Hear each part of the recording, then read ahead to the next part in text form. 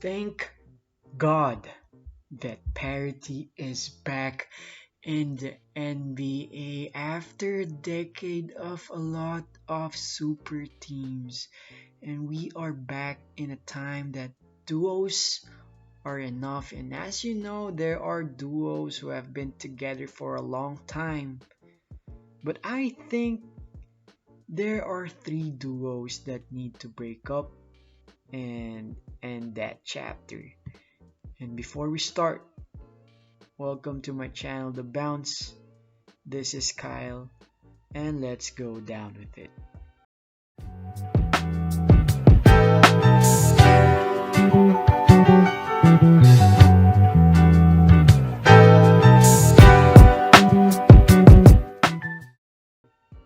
And before I start the top 3 list in this video, I'll be having the unhonorable mentions in this list because it isn't much that they need a breakup right away, but there's a possibility that this could happen, and one of it is the duo of Kawhi Leonard and Paul George.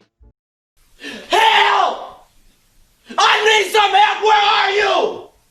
You're not hooping! You played 40 minutes! And you made 19 points! You was missing layups! Stop doing all of this and lay the ball up!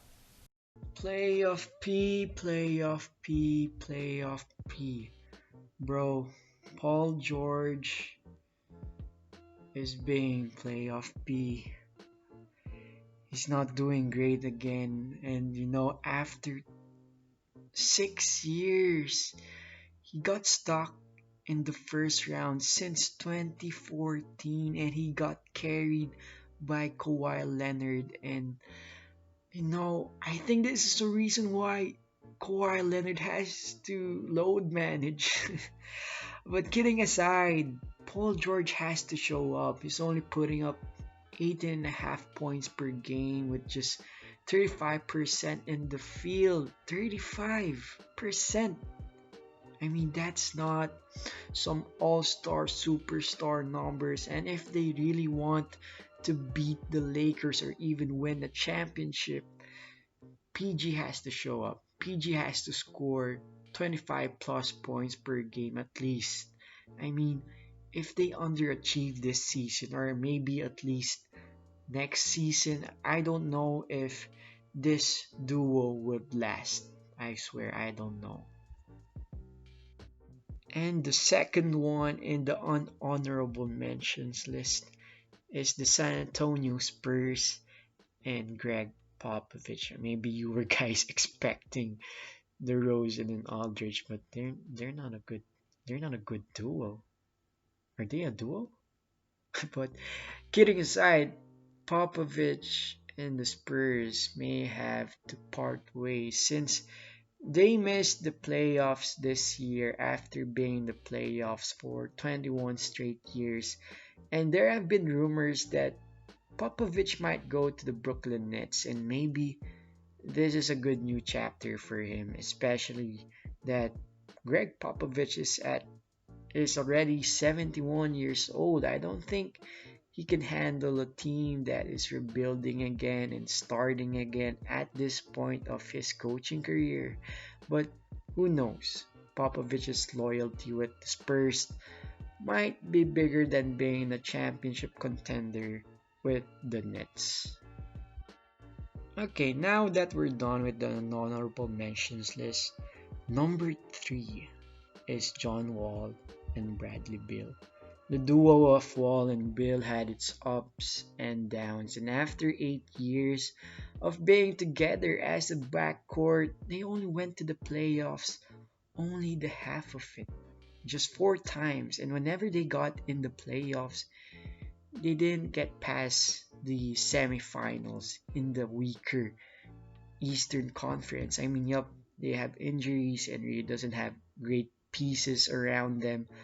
But John Wall being out for almost 2 years, we don't know if he will still be the same.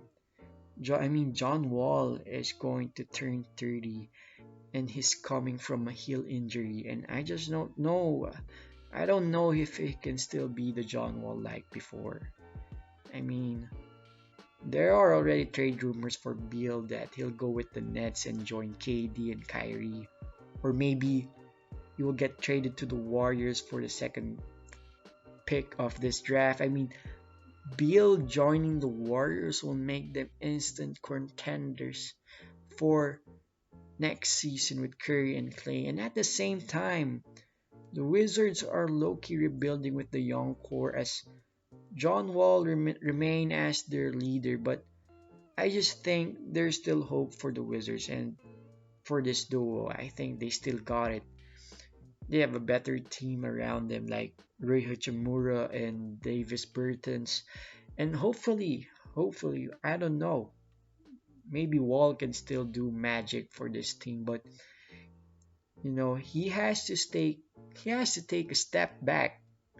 He has to let Bradley Beal lead the team for the Wizards to make this work. Number two is Joel Embiid and Ben Simmons. And I have to say that I'm one of the people who trusted the process for the Sixers, but I don't know if there's much left in the process, especially that the duo of Embiid and Simmons can still make it. I mean, the number one concern is that their health.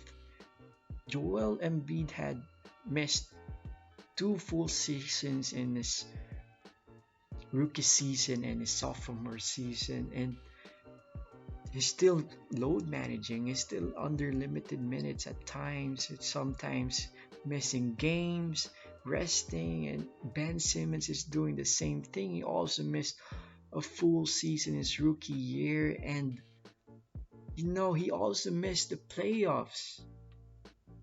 And now we don't know if we can trust the process and that we can believe them. They're already injury prone, especially that the front office is not making good moves and coach Brett Brown sucks. I don't know. At least he got fired though. But they have to remove Tobias Harris and Al Horford's contract.